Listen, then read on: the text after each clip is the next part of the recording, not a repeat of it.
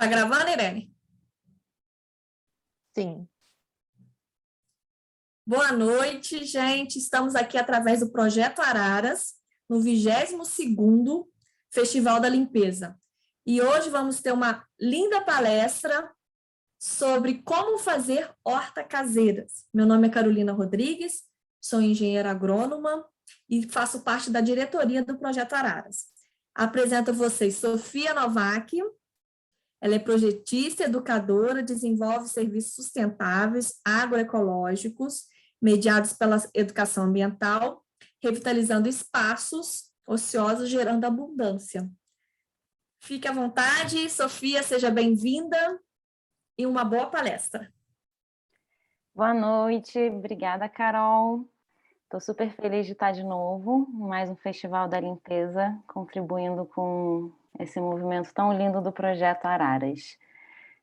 Então, como a Carol já apresentou, a gente vai hoje falar um pouco sobre como cultivar hortas caseiras. E eu vou aproveitar a apresentação dos cursos de horta que normalmente eu dou para falar um pouco de como cultivar uma hortinha em casa. Pode ser tanto em apartamento, em casa, no condomínio, no seu quintal, no seu sítio, qualquer lugar a gente pode cultivar um pouquinho daquilo que a gente come. Então, é sobre isso que a gente vai falar hoje. Vou compartilhar aqui, gente. Quando estiver aparecendo, por favor, me avisem.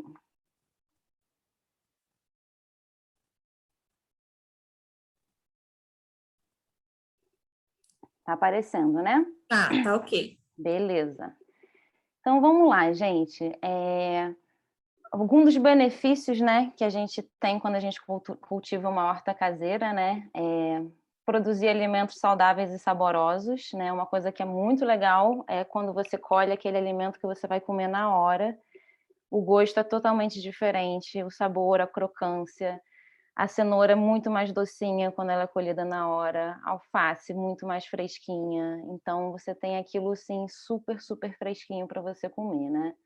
Você acaba diminuindo os gastos com feira e mercado, né? Não só de translado de você ir até a feira, como com o próprio consumo, né, dos alimentos. Você tem a possibilidade de tornar o seu ambiente mais bonito.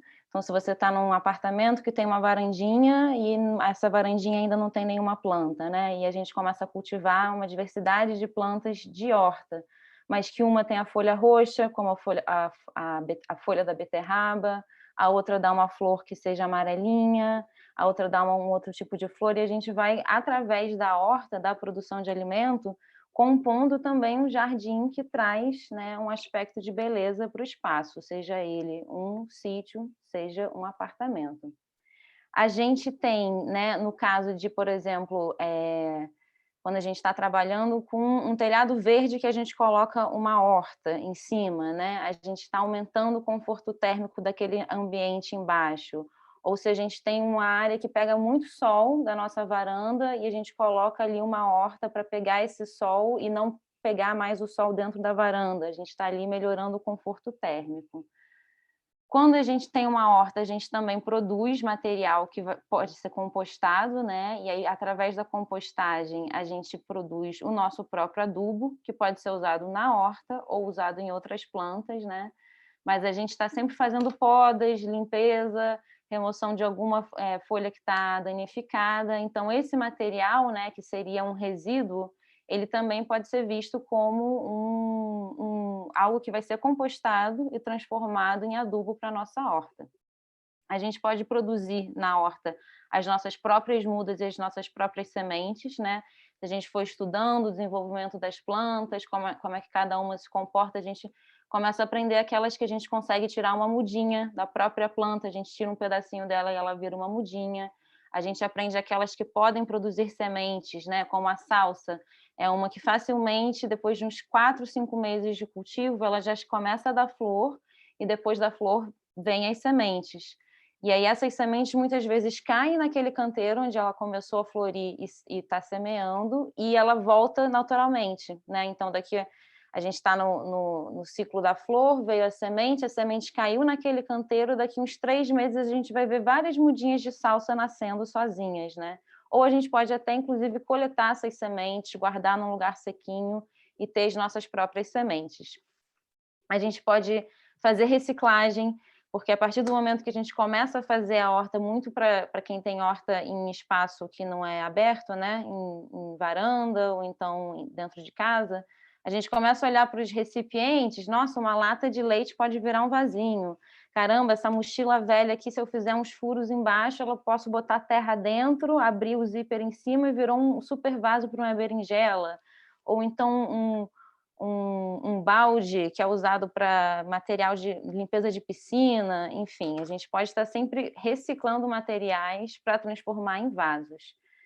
E a melhor coisa, né, de ter uma horta, indiscutivelmente, é você poder trabalhar nela de vez em quando, e isso acalma muito a mente, relaxa o corpo, além de trazer um pouco de movimento, né, e faz uma conexão com o coração, né, da gente estar ali botando o nosso coração dentro daquela atividade. É muito comum, já trabalhei um tempo com horta-terapia, né, e quando a gente está se sentindo muito ansioso e a gente para cuidar do nosso jardim ou então da nossa horta, a nossa mente silencia e foca naquilo, né? Então, a atividade de horta, ela também pode ser uma atividade terapêutica e meditativa nesse sentido.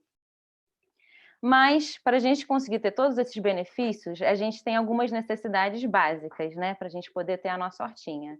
Então, número 1 é o sol, assim, é indispensável, não tem como realmente a gente não ter uma hortinha sem ter sol.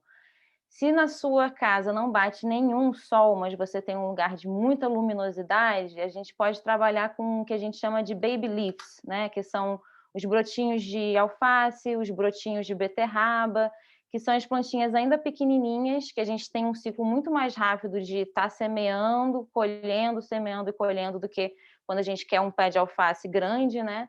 Mas isso é uma possibilidade para quem não tem sol em casa. Mas para a gente ter aquela horta comum, padrão, com alface grande, com a cenoura grande, com tudo, né, produzindo legal, a gente precisa de sol. E aí a gente fala que o mínimo são 4 horas para a gente ter uma boa horta. A água é muito importante, né, para a gente estar irrigando diariamente, dependendo da época do ano. Tem momentos que a gente pode irrigar até mais de uma vez, quando está muito calor, e outros momentos a gente pode irrigar um dia sim, outro dia não. E tem as espécies também, né? Algumas gostam de mais água, outras não, mas todo mundo precisa de água.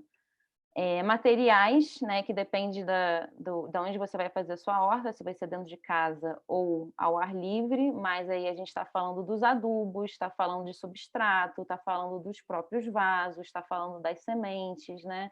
Então a gente precisa desses materiais básicos, a gente vai até falar um pouquinho disso mais à frente.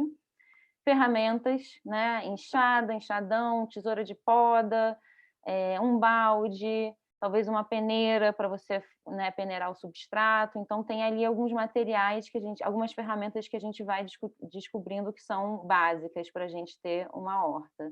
Também vamos falar um pouquinho disso mais à frente. Sementes e mudas, né, para a gente poder estar iniciando o ciclo do plantio, os adubos e fertilizantes, os inseticidas e cuidado e dedicação. É muito importante essa parte, gente. O cuidado e dedicação é fundamental, assim, porque a horta, ela tem plantas que são plantas pets, né? São plantas de estimação. Então, assim, se a gente planta e abandona, aquilo vai responder esse abandono com não produção. Então, a gente tem que plantar e tem que cuidar. Tem que cuidar. Vai lá uma vez por semana para dar uma olhada se está alguma coisa com praga, também para fazer alguma poda, para ver o que está acontecendo, o que germinou, o que não germinou. Então, assim, é uma dedicação nesse sentido de você ter um olhar atento àquilo que você está fazendo no período longo, né? Não só...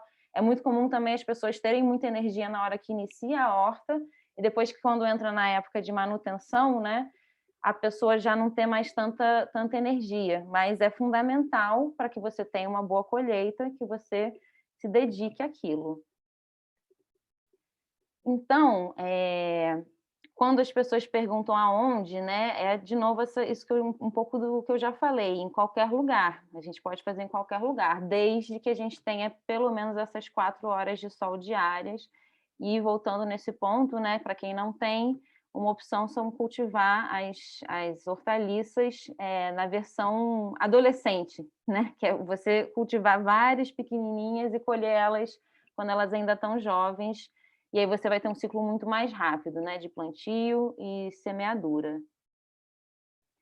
E aí a gente pode cultivar ao ar livre, né, em canteiros que podem ser diretos no chão ou então elevados, né? Quanto mais elevado o canteiro é, mais fácil e ergonômico é o trabalho. E aí a gente também tem uma quantidade maior de substrato, e aí isso também a gente consegue colocar mais cultivos dentro daquele canteiro, quando a gente tem uma profundidade legal.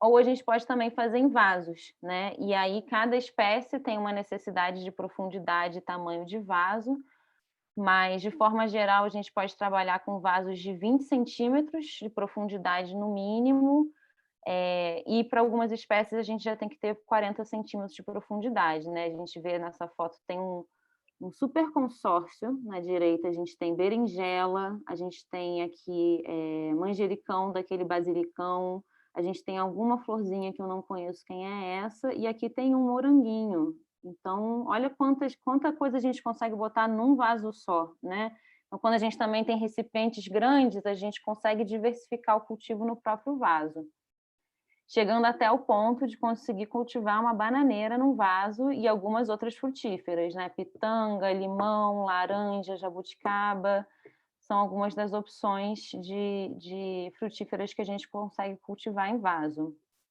E a gente também pode, né, reaproveitar materiais, como eu falei um pouco mais cedo, e usar nossa imaginação, né? Transformar esses latões, né? Enche tudo de terra e a gente consegue botar várias alfaces. Aqui é uma daquelas sacolas que a gente tem usado bastante no mercado, né? De lona.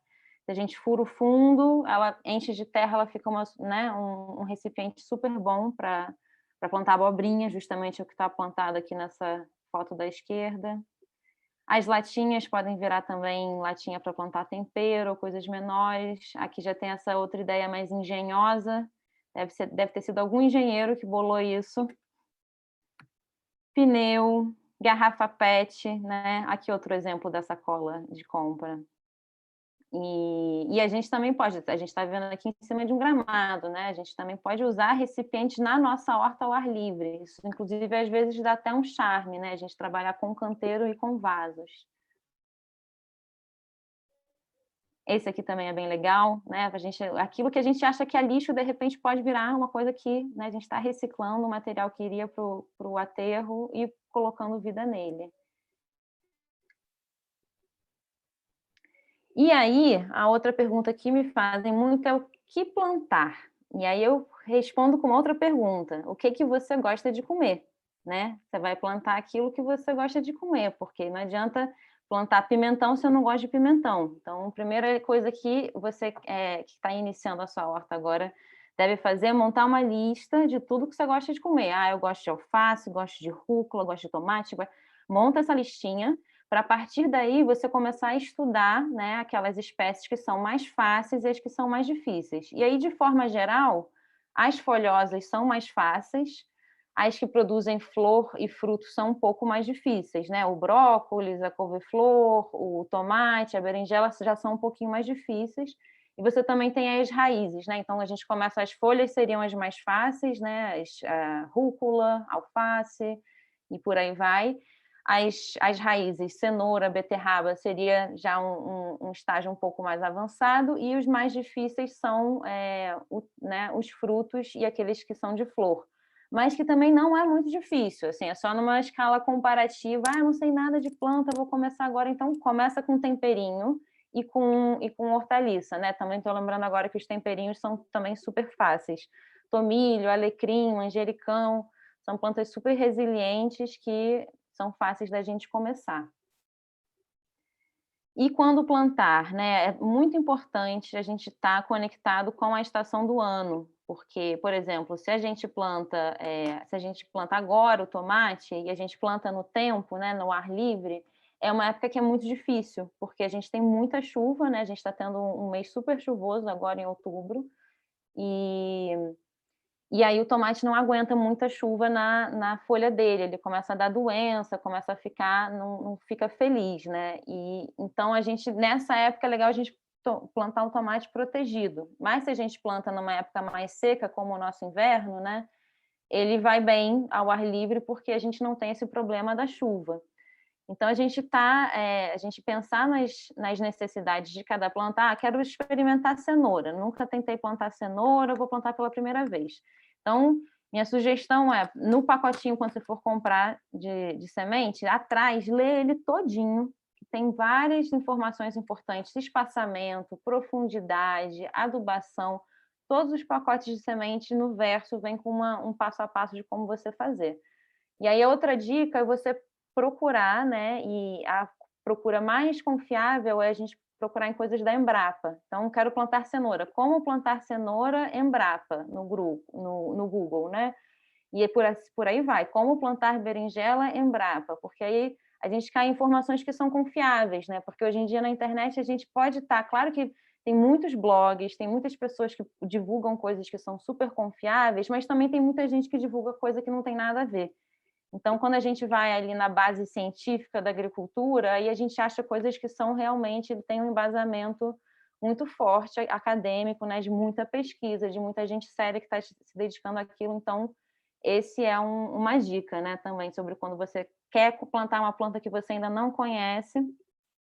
Outra opção é contratar especialistas, como eu e Carol, né, também essa é uma opção, mas você também pode ir sozinho buscar essas informações, e aí a minha dica é vai pela Embrapa, que é né, a nossa instituição mais dedicada à agricultura no país. Então, a gente está atento às estações, né? Então, agora a gente está na época chuvosa, então a gente pode plantar milho, pode plantar quiabo, pode plantar abóbora, mas a gente tem muita dificuldade em plantar, por exemplo, alface e tomate por conta dessa questão da chuva excessiva, né? E já se a gente plantar milho no inverno, a gente não tem o calor suficiente, a gente não tem a chuva suficiente para ele se desenvolver. Então, a gente está atento às estações do ano. Outra questão que pode influenciar bastante são as fases da Lua, né? Então, assim como a Lua influencia no mar, né? Na Lua cheia a maré está alta, na Lua baixa, na Lua minguante nova, a maré está baixa. A seiva das plantas também se comporta dessa forma, né? Então, na Lua cheia, a gente tem a seiva no topo da árvore, né? Como a gente pode ver aqui. Na lua cheia, a seiva da planta está no topo da árvore, e na lua nova, a seiva está concentrada na raiz, né? E nas crescentes e minguantes, ela está justamente fazendo essa transição, né? E não é que não tenha seiva na copa da árvore quando está na lua nova, gente, é uma questão de concentração, ela se concentra mais na raiz, né? Então, existem muitas linhas de agricultura que tentam, né, usar o calendário lunar para fazer as suas atividades. Então, plantar raízes na lua minguante é uma coisa que é muito conhecida. As podas, de forma geral, fazer sempre nas luas baixas, a nova e a minguante, né? Porque assim a gente não expõe os cortes, tanto de frutífera quanto de hortaliça. Quando a gente faz um corte e a gente está fazendo esse corte na lua cheia, a gente tem um monte de seiva lá para chamar um monte de inseto, de fungo, de bactéria para entrar dentro da planta e ter uma possível infecção. Quando a gente faz isso na lua minguante ou na lua nova, a gente diminui essa possibilidade porque tem menos açúcar ali e menos seiva exposta ao ar livre para chamar a atenção desses insetos, né? Então, na agricultura orgânica e na agroecologia, a gente está sempre trabalhando junto com a natureza. E a natureza não são só os bichinhos, não são só as plantas, as árvores, os animais. A natureza também é a lua, né? Também é a lua, é o sol. E aí, se a gente for por aí, existe a agricultura biodinâmica, que é uma agricultura que faz não só o calendário lunar, mas todos os planetas, né? Então, você tem um calendário anual que você vai plantar quando vai mexer em flor quando o Mercúrio está em tal lugar e Marte está em tal outro, mas aí realmente já é um assunto para uma outra situação, porque é um tipo de agricultura muito específico, né? Mas só exemplificando o ponto que os astros, né, também fazem parte da natureza e estão influenciando a nossa vida aqui na Terra. Bom, aí já temos, né, algumas informações, vamos ao plantio. Como que a gente começa, né? Aí partindo da ideia de um canteiro, né? A gente primeiro precisa limpar aquele espaço, então se tem um gramado ou então uma capineira, alguma coisa assim, a gente vai remover esse material, né? E a gente pode botar isso para compostar com uma enxada, a gente limpa aquilo tudo. A gente vai desenhar os canteiros, né? Então, eu vou botar um canteiro assim, vou botar outro assim, vou botar outro assim. Ou então, não, vou fazer em mandala, né? Vou botar 3, fechando um círculo e um no meio. Então, com a terra limpa, vai com a enxada ou então com os galinhos, marcando esses canteiros, né? Marcando esses desenhos, o limite desses canteiros, para você ter esse desenho dos canteiros já materializado ali no chão, com o risco da enxada ou então com galinhos, né? E aí, com esses canteiros demarcados, aí estou lembrando aqui de uma informação importante, a gente não passar de 1,20 m de largura nos canteiros, né? De 1 a 1,20 m para a gente conseguir acessar o meio com facilidade. Então, se a gente põe um canteiro de 2 metros de largura, para eu chegar no meio, eu vou ter que pisar dentro do canteiro e aí eu vou, né, ter problemas no sentido de compactar a terra, pisar em plantas, né? Então, largura ideal de 1 a 1,20 m de largura. Então, está desenhado o meu canteiro, vamos afofar a terra, né? Com um enxadão, com uma cavadeira, com uma enxada rotativa, com, né, o que você tiver à disposição, afofar essa terra pelo menos 20 centímetros, tá? De profundidade, mas ideal é 30. Com 30 centímetros de profundidade, a gente consegue cultivar qualquer coisa. Com 20, aí a gente já começa a limitar, né? Porque uma couve, uma berinjela, uma planta maior, ela precisa de uma profundidade maior de terra para se desenvolver bem. E não é que também a gente, né, aprofundei só 20 centímetros e botei uma berinjela. Ela vai se desenvolver, mas ela não vai se desenvolver tão bem e produzir tão bem se ela tivesse 30 centímetros de terra fofa para as raízes dela crescerem assim rapidamente, livres por toda essa terra fofa.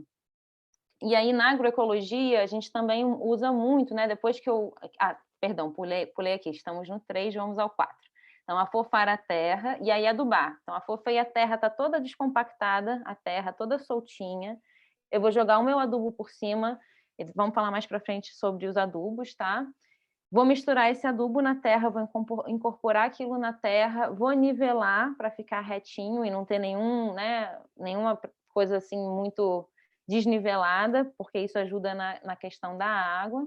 E na agroecologia a gente usa muito a cobertura com matéria orgânica para não deixar a terra exposta, né? Porque quando a gente caminha numa floresta, a gente nunca vê a terra nua, né? Então, é a partir dessa observação da natureza que a agroecologia trouxe a cobertura para os canteiros, né? A terra está sempre protegida na floresta com uma camada grossa de folha que está ali se decompondo e está renovando o ciclo de produção. Então, na agroecologia, a gente faz a cobertura dos canteiros para a gente ter um solo menos quente na hora que o sol esquenta, né? E aí vai esquentar muito as raízes. Se a gente tem uma camada de folha, a gente está ali protegendo aquele solo e não deixando o solo tão quente. A gente vai impedir o crescimento de tantas ervas daninhas, né? Que depois que a gente mexeu naquela terra toda, a gente vai começar a irrigar, a gente vai adubar e não vai nascer só aquilo que a gente quer. Vai nascer aquilo que a gente também não quer. E aí a gente tem que ir escolhendo, né? O que a gente quer, o que a gente não quer, para a gente tá botando a nossa energia só naquilo que a gente quer e aquilo se desenvolver, né? Então, quando a gente coloca uma camada grossa de palha, a gente está impedindo o crescimento de tantas ervas daninhas, que elas encontram aquela camada, não conseguem perfurar e aí elas não saem, né? Não saem tantas.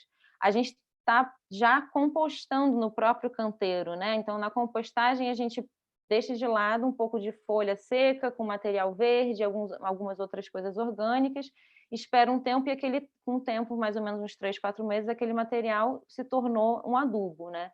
Quando a gente coloca a palha em cima do canteiro, isso vai acontecer também. Em mais ou menos 3 meses, aquela palha que a gente usou vai se transformar em adubo, né? Então, tem várias vantagens para a gente estar cobrindo o solo com palha.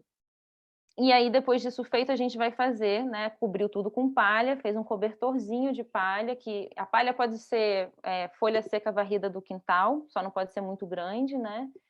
pode ser a grama que foi cortada e foi, né, foi coletada, e só não pode ser, por exemplo, folha de bambu ou então aquele material lenhoso de pinheiro, né, aquela folhinha que dá do pinheiro, aquilo também não pode, né? Mas de resto é qualquer matéria orgânica seca.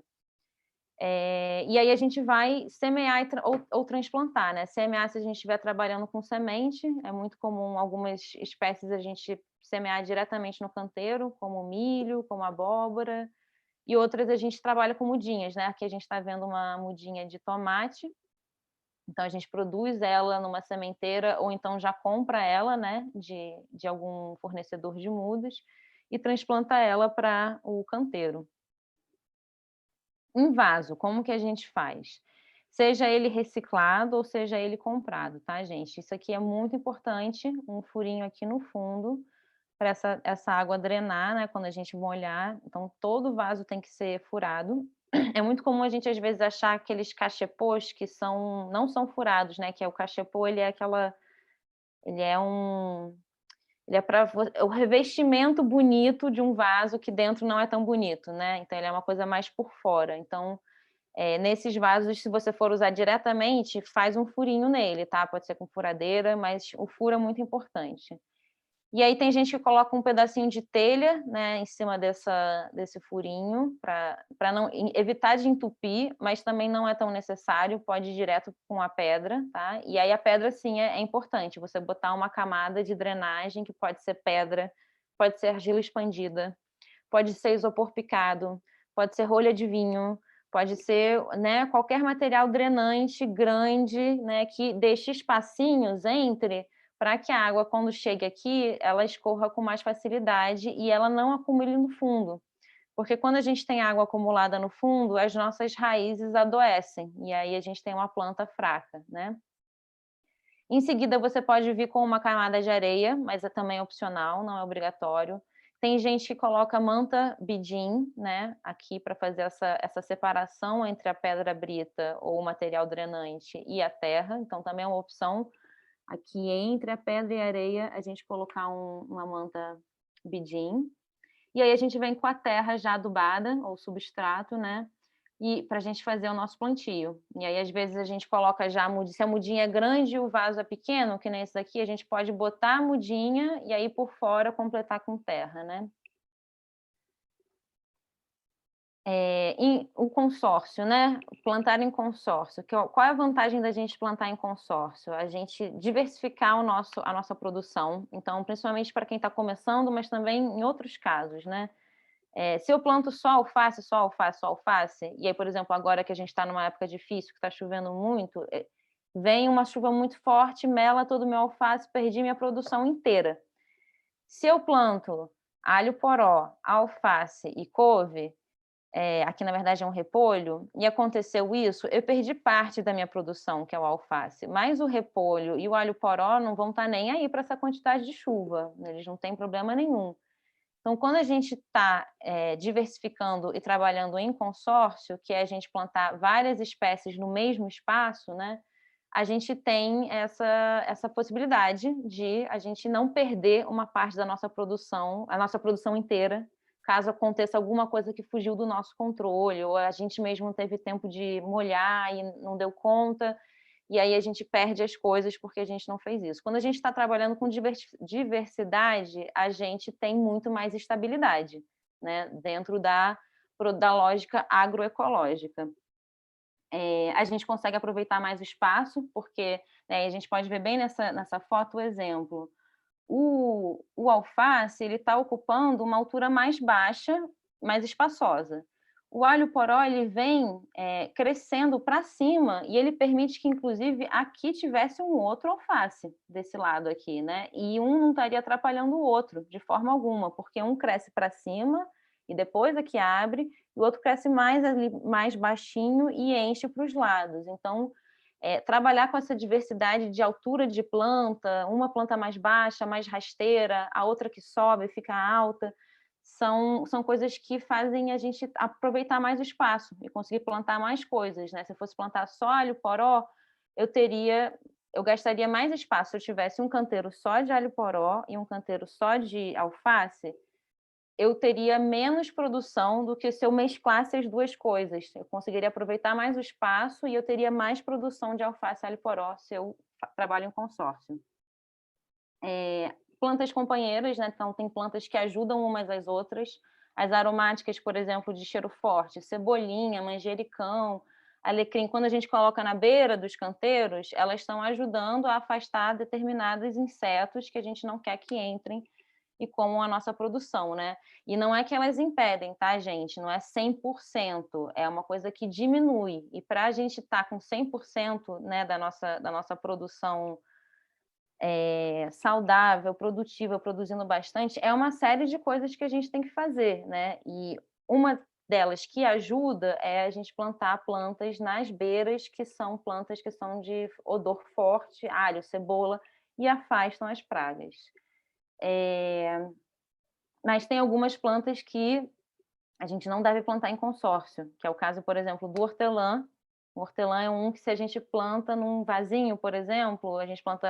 É muito comum, às vezes, a gente ver um vasinho que tem hortelã, cebolinha e salsa, né? A hortelã, em pouco tempo, vai tomar conta daquilo de baixo pelas raízes e não vai deixar mais nada vir, né? Principalmente em canteiro. Em canteiro, aí mesmo que a gente perde o controle, né? As raízes da hortelã vão embora e toma conta de tudo. Então, assim, de cabeça que eu lembro, hortelã e salsa são plantas que a gente não deve plantar em consórcio, porque elas têm um comportamento muito solitário, né? Existem os eremitas para os humanos, existe a hortelã e a salsa no mundo da horta. Tamanhos diferenciados, já falei, né? A gente trabalhar com essas alturas e larguras e comportamentos diferentes. E também nos tempos de vida, que também é o tempo de vida, que é uma coisa super interessante, né? Por exemplo, se a gente planta, nesse caso aqui mesmo, vamos voltar para esse exemplo, a gente tem alface, alho poró e repolho. Alface, em 45 dias, a gente já consegue começar a colher. O alho poró já vai aí para uns 60, 90 dias. E o repolho, 90 a 120 dias, né? Então, a gente também tenta trabalhar com tempos diferenciados de colheita, para a gente estar trabalhando nessa diversidade, aproveitando ao máximo o espaço. Então, as ferramentas, né, assim, para quem está trabalhando ao ar livre, enxada, enxadão, uma pá, um regador, ou então uma mangueira, um pulverizador, pazinha, balde, tesoura de poda, muito importante. Aí também a tesoura de poda para quem está trabalhando dentro de, né, em horta em vaso ou em horta de sítio. Tesoura de poda é uma coisa fundamental.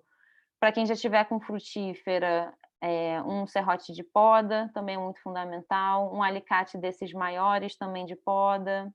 Então, essas são algumas das ferramentas que a gente deve usar. Uma luva, né, também é importante, porque a gente vai estar lidando com um material, por exemplo, na palha, quando a gente trabalha com essa cobertura, é comum, de vez em quando, ter algum bichinho, né, pode ser uma aranhazinha, pode ser uma outra coisa que pode vir te machucar. Então, a gente trabalhar com luvas é muito importante, equipamentos de segurança, né, o EPI da horta, é a luva, né? A gente está com as nossas mãos cobertas para a gente trabalhar com tranquilidade. Mas, assim, também tem uma coisa, gente, que já trabalho com isso há 10 anos e nunca aconteceu nada nesse sentido. Assim, trabalho bastante com isso, mas também estou sempre respeitando isso. Estou sempre de bota, estou sempre de chapéu, estou sempre de luva quando possível, né? Então, a gente é justamente respeitando esses animais que eu tendo a acreditar que essas situações não acontecem com a gente, né? E aí, semente, né? As sementes, né, a gente pode conseguir tanto de forma comercial, né? E aí tem várias marcas que a gente consegue comprar pela internet ou então na lojinha agropecuária. Ou a gente pode trabalhar com as sementes crioulas, que são um pouco mais difíceis de conseguir, mas também não são tão impossíveis, né? Que são as sementes que elas não foram produzidas por uma grande empresa, né? Mas são cultivadas por um agricultor local. Elas são mais comuns a gente ter as sementes crioulas daquelas espécies que a gente planta em grande quantidade, né? Como milho, feijão e abóbora. E aí a gente tem, quando a gente consegue, por exemplo, um milho crioulo aqui de Petrópolis, se a gente consegue isso, a gente tem um milho que é muito mais adaptado à realidade de Petrópolis, porque ele já está ali passando de geração em geração, de pai para filho, de pai para filho. E ele vai ser um milho que vai ter um êxito muito maior do que se a gente tem um milho que é vendido, né, por uma grande empresa comercial e que é vendido do Amazonas a Porto Alegre, a Rio de Janeiro, né? Então, é um milho que é muito mais coringa, esse milho comercial, e quando a gente trabalha com semente crioula, a gente está com uma semente que é guardada pelo agricultor e que tem uma característica, está ali muito mais conectada com aquele espaço físico, né? Com aquela geografia daquele lugar onde ela tem sido transmitida de geração em geração. Ou a gente pode trabalhar também com mudas, né, que podem ser conseguidas podem ser produzidas pela gente. Então, a gente pode comprar as sementes, ou conseguir as sementes, ou conseguir o galinho do manjericão com a minha vizinha, ou enfim, né, a gente pode estar a gente mesmo produzindo as mudas em saquinho, em bandeja, ou a gente pode comprar em lojas agropecuárias. Os adubos e fertilizantes. Pausa um minuto, gente, deixa eu beber uma aguinha.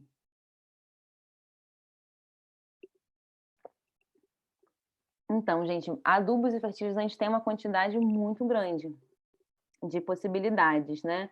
Mas um dos mais comuns é o esterco de vaca, que é vendido tanto em saco quanto a metro, mas a gente também pode trabalhar com esterco de galinha, com esterco de coelho, esterco de cabra.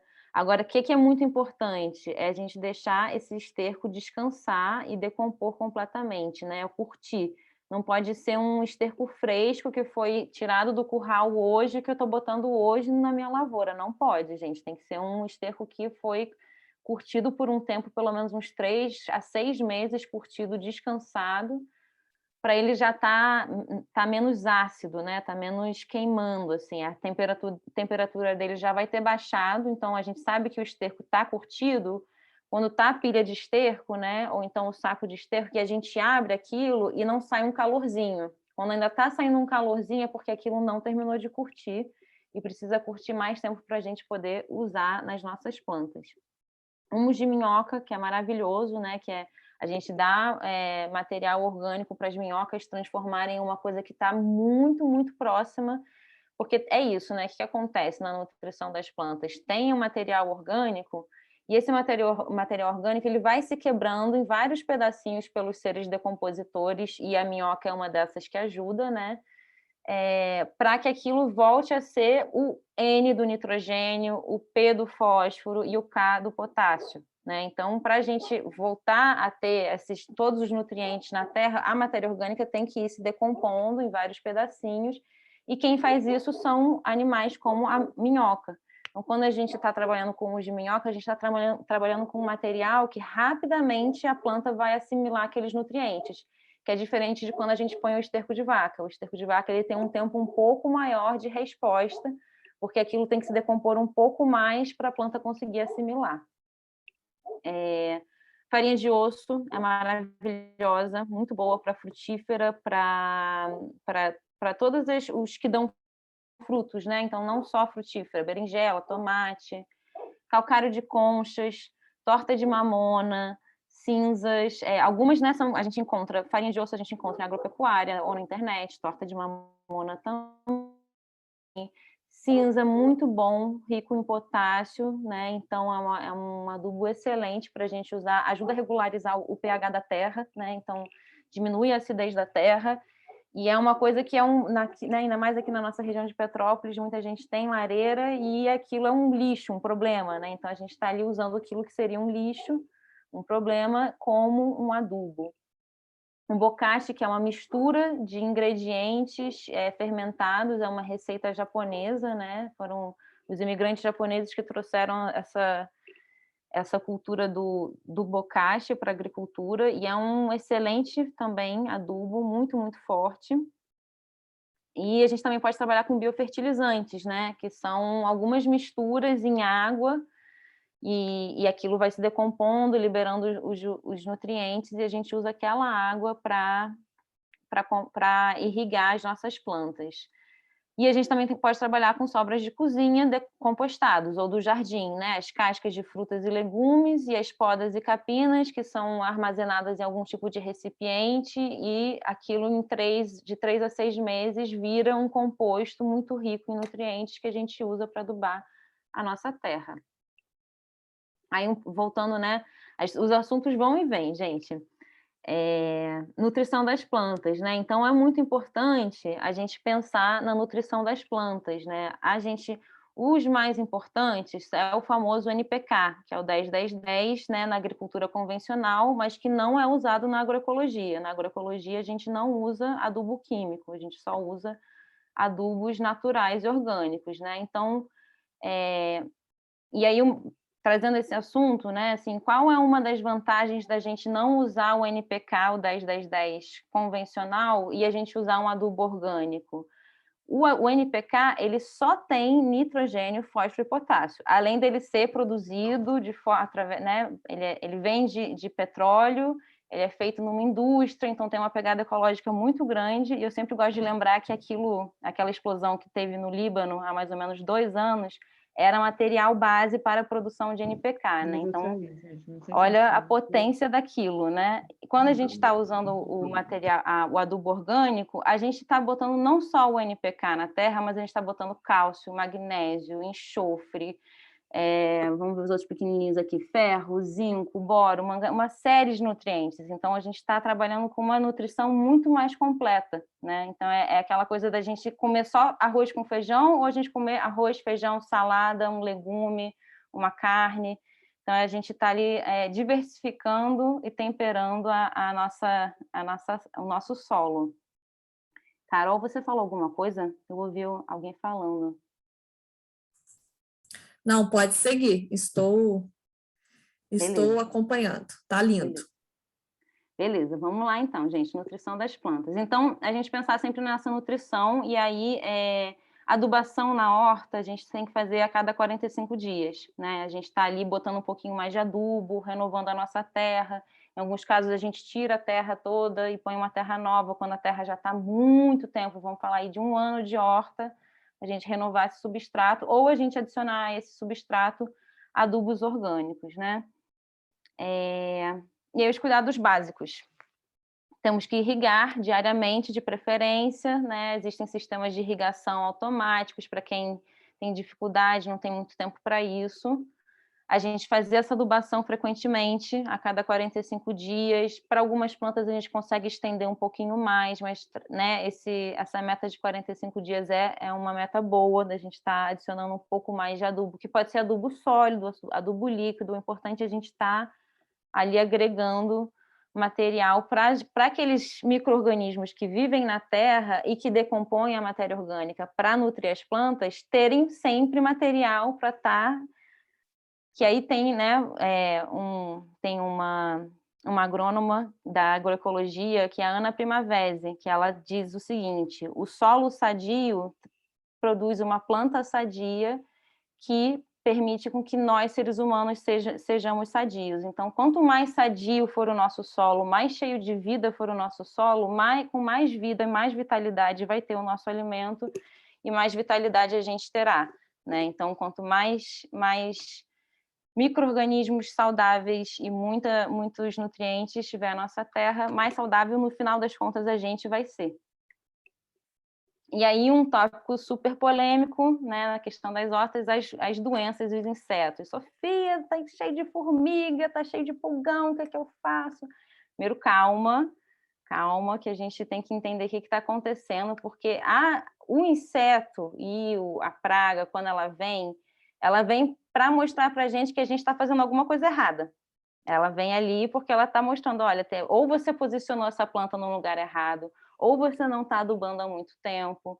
Ela está ali para ensinar a gente, ela não está ali para acabar com a nossa horta, ela está ali para ajudar a gente e mostrar para a gente que a gente está fazendo alguma coisa errada. Então, quando vem... E aí é a mesma coisa com o ser humano, gente. Quando a gente está doente, a gente está fazendo alguma coisa errada com a gente, né? Então, a gente tem que ir lá pensar dentro da gente: o que eu estou fazendo? Eu estou dormindo pouco? Eu estou muito estressado? Eu estou me alimentando mal? Não estou indo para a academia?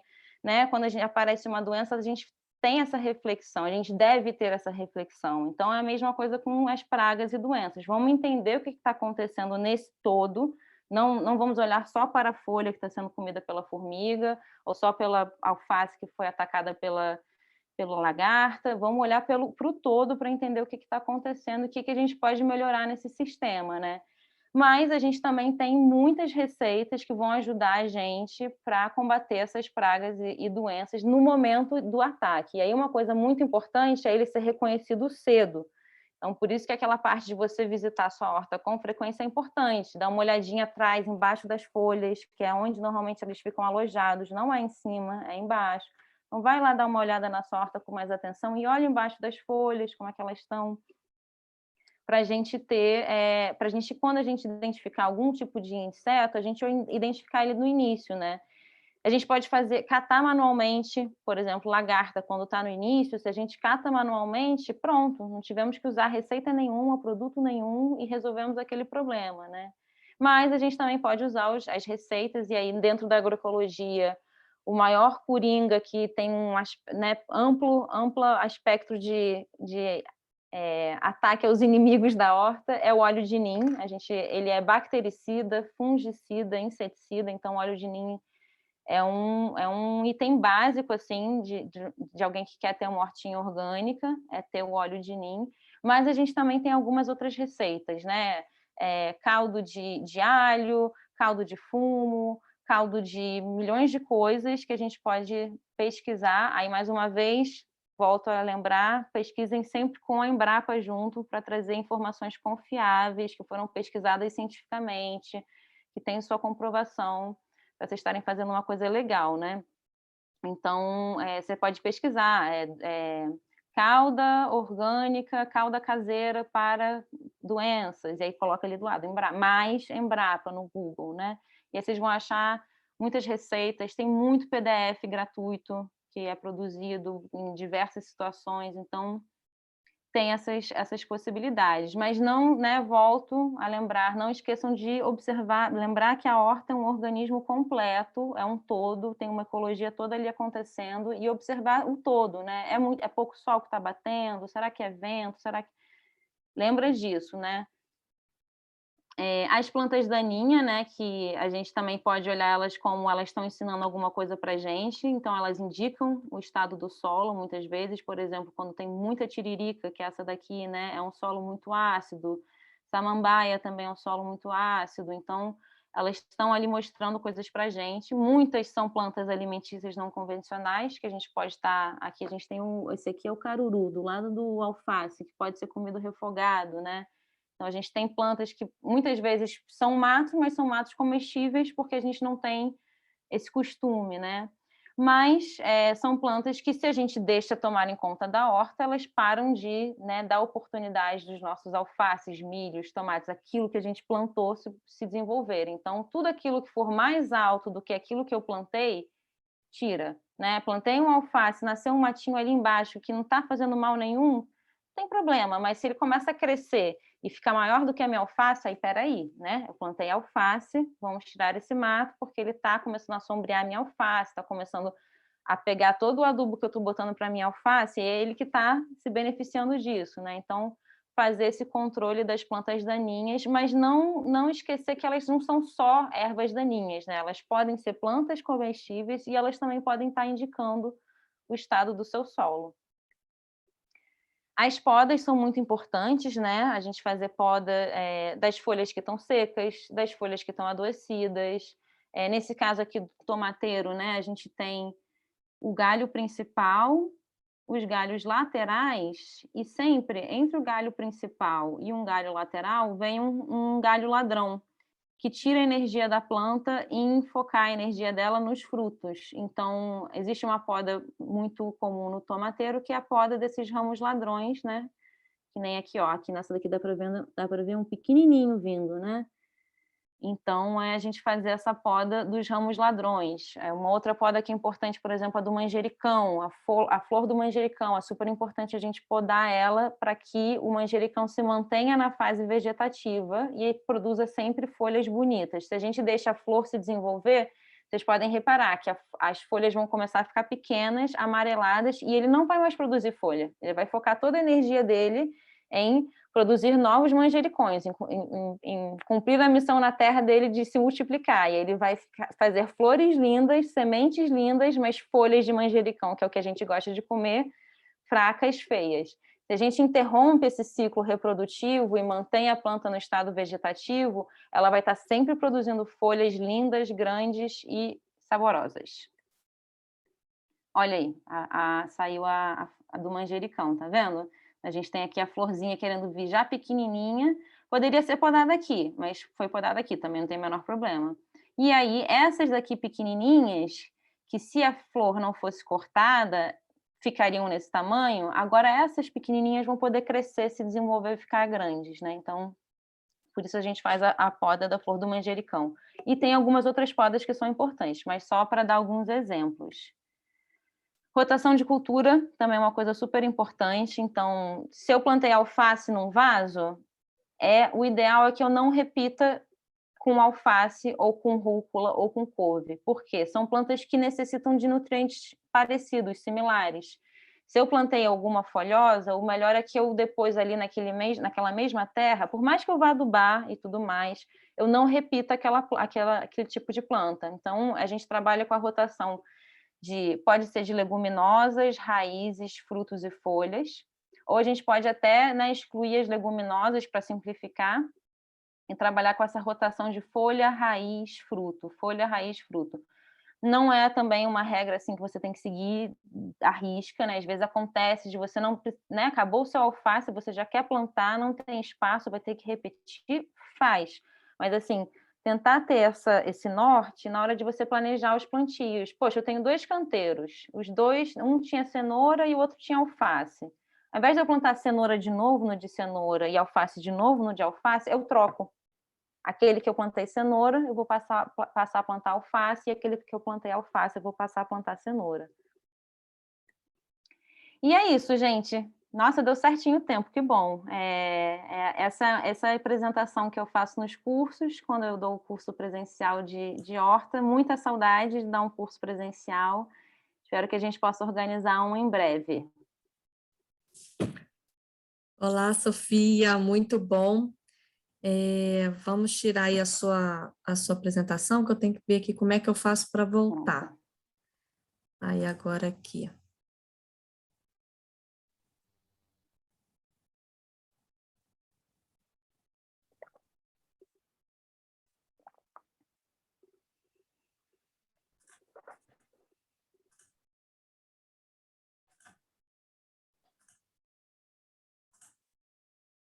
Aê! Voltei? Voltou. Voltou pequenininha, não sei se... Ah, tá. Então, nossa, muito bom, muito obrigada. Achei assim, isso mostra que todos podem cultivar seus próprios alimentos, né? Seja em espaços pequenos ou maiores, e como que é importante a questão da observação, né, do que você planta, de você estar interagindo com o meio ambiente para conhecer o crescimento das plantas, a necessidade dela, a incidência das pragas, qual atitude a ser tomada, né? O manejo da poda, muito importante. E é impressionante como que na prática a gente consegue colocar, né, essas observações e ver a resposta da natureza, né? Mas essas dicas, essas informações que você passou, Sofia, são muito importantes. Principalmente quem acha assim, eu não vou conseguir começar a fazer o plantio, a minha hortinha. Não, consegue sim, é possível, né? Com certeza, com certeza. O importante é começar. O importante é começar. E aí, depois você começa, você não para, né, Carol?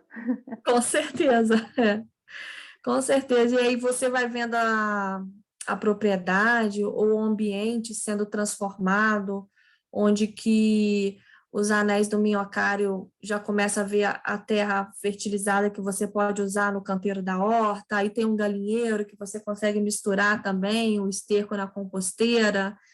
e você enxerga toda a sustentabilidade, né, dentro da propriedade. Igual você falou, uma coisa ligada à outra, né? Sim, É muito bom, né? A nossa área é muito boa, com certeza. é contagiante. É isso, é isso. Depois que começa, não, só cresce, não termina. Você só quer mais uma Não quer planta, você quer parar. fazer mais uma coisa, porque é isso, é muito lindo ver essa nossa capacidade de transformar o ambiente de forma positiva, né? De forma construtiva, de diversificar a vida. Aí daqui a pouco vai vir mais passarinho na sua varanda, ou vai vir mais tucano na sua horta, enfim, você vai começar a ter ali borboleta, vem muito também na horta, né? Então você começa a ter uma interação com aquele espaço que é todo vivo, né? Ele tá a horta está para além da alface, do tomate. Ela é ali um espaço que, quando você entra, você tem uma interação muito grande e um aprendizado muito grande, né? Muito bom. Cláudia Amado gostaria de fazer uma pergunta. Pode falar, Cláudia. Oi, boa noite. Aqui é a Cláudia e o Matheus, filho dela, tudo bem? Tá, Obrigado pode pela falar. apresentação, foi muito boa. Eu queria tirar uma dúvida. A gente cultiva em Araras videiras, muitos pés de videiras. E das nossas pesquisas, a gente vê que é muito comum em outros lugares de videira uma preparação de solo diferente, com pedras, xisto, alguma coisa assim. Eu queria saber se você tinha alguma recomendação específica para a preparação do solo. Se é recomendado uma cobertura vegetal ou algo assim. Eu tenho a pequena encosta, tá? impressão que essas indicações têm a ver com o tipo de cultivo que acontece no Mediterrâneo, né? Sul da França, Itália e Portugal, que são terrenos muito arenosos e de muita rocha, né?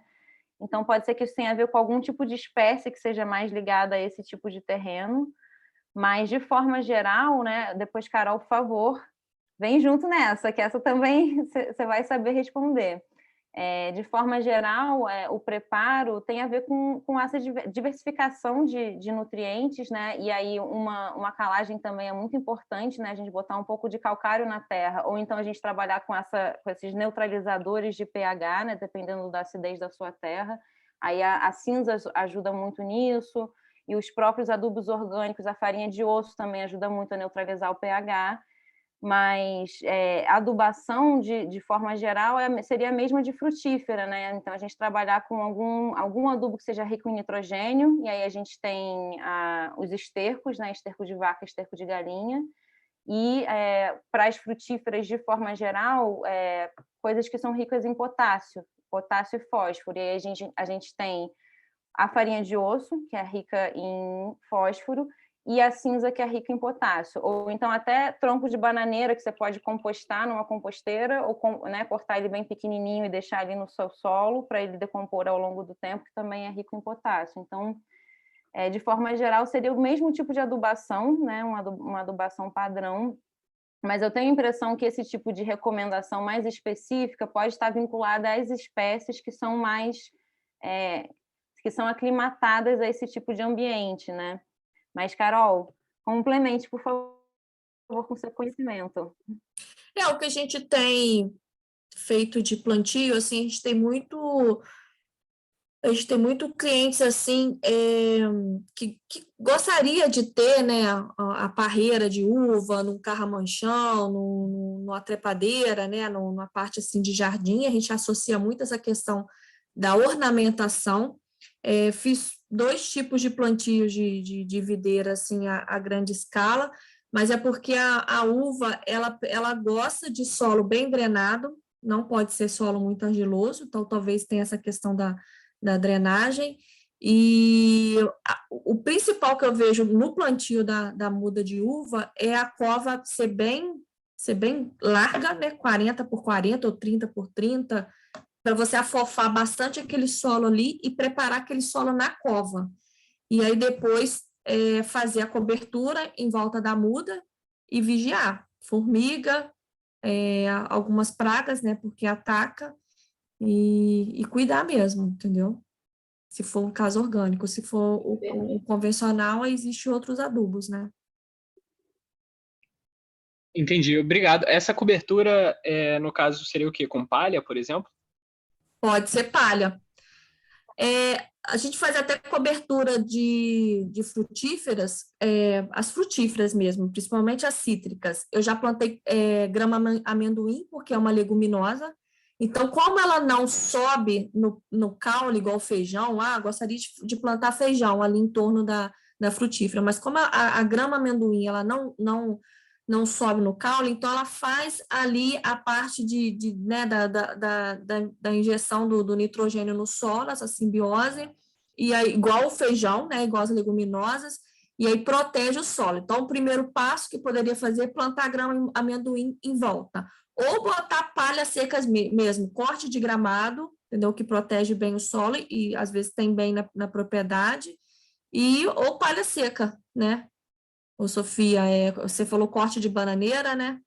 Corte de bananeira também pode usar picadinha. Só é Picada. importante, assim, lembrando de tanto em frutífera quanto na videira, na hora que você fizer botar a palha, né? Se você tem o caule aqui, fazer menor, caule aqui assim, você dá um espacinho, você não juntar a matéria orgânica no tronco, não, porque aí você cria um ponto naquele ponto que se a matéria orgânica tiver encostada no tronco, pode dar algum fungo, alguma bactéria, alguma coisa assim. Então, você dá um respirozinho, e aí você vem com essa camada de palha que vai ajudar a deixar o solo mais fresco, vai ter toda essa questão de proteger o solo, né? Ou trabalhar com coberturas vivas, como a Carol falou, você pode plantar uma grama amendoim, plantar alguma coisa que seja mais forrageira, e você está ali também protegendo o solo com uma coisa viva, né? A grama amendoim eu vejo a vantagem porque quando você vai fazer readubação de cobertura, se você mistura a grama amendoim junto ao solo, ela depois rebrota, né?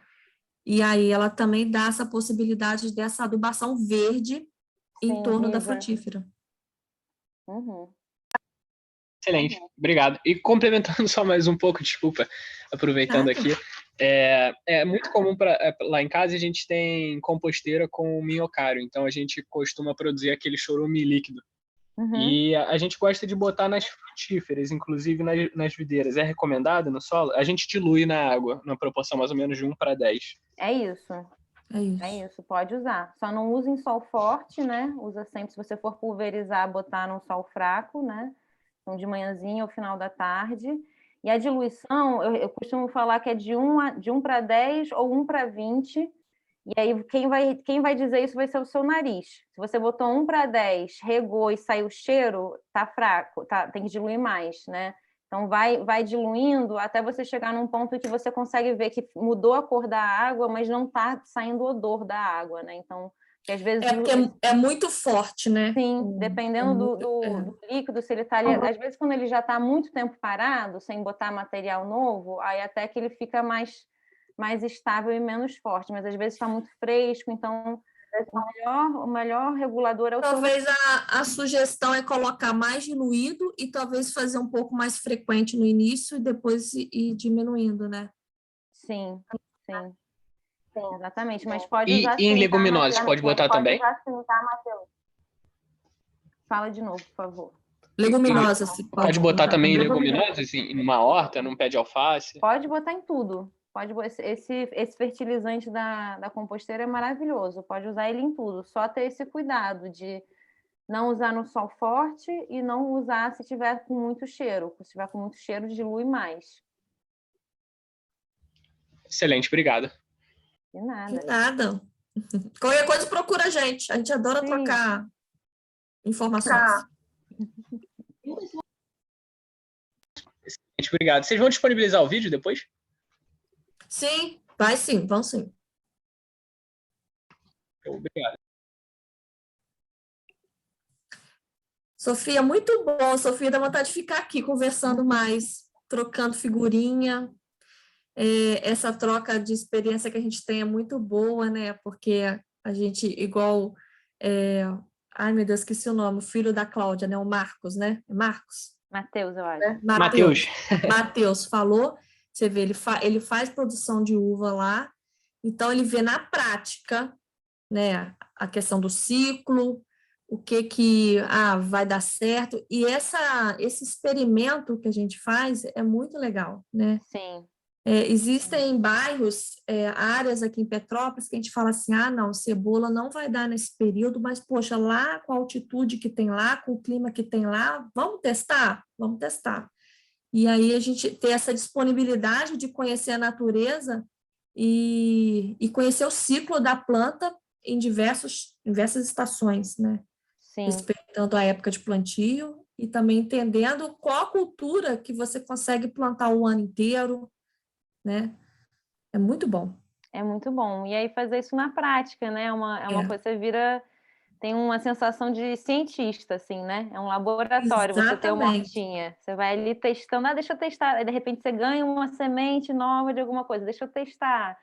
E você vai se permitindo nesse lugar de criar através da horta. Com certeza. E como assim que as informações dos proprietários ou dos funcionários da propriedade é importante para a gente, né? Tipo assim, talvez eu saiba na teoria, juntando com ele, que conhece toda a prática da propriedade. Carol, aqui a gente plantou isso e deu, isso aqui não deu. Tá, não deu por quê? Vamos testar de uma outra forma e fazendo esses testes, essa experiência para poder diversificar, né, a produção na propriedade, mas ao mesmo tempo já pegando informação deles, Sim. do conhecimento deles, da experiência deles, isso é muito importante, juntar a teoria com a prática, né? Exato. Excelente, muito bom. Muito bom, gente. Então, gostaria de agradecer, eu acho que a gente tem que fazer mais vezes, conversar mais sobre o assunto, convidar mais pessoas para poder trazer essa experiência, igual o Matheus trouxe, né, mostrando as dúvidas, a gente também tirando as nossas dúvidas, que eu acho muito, muito legal. Então, a gente agradece, o Projeto Araras agradece a sua presença aqui, Sofia, a sua palestra excelente, e estaremos juntas mais vezes. Maravilha, muito obrigada pelo convite, obrigada a Matheus e Cláudia que participaram também. E para todo mundo que for assistir no YouTube mais tarde também, que seja produtivo e comecem suas hortas. E qualquer dúvida, escreve para a gente, que a gente adora responder, conversar, trocar e ajudar. Maravilhoso. Boa noite, gente. Boa Tchau, noite. tchau.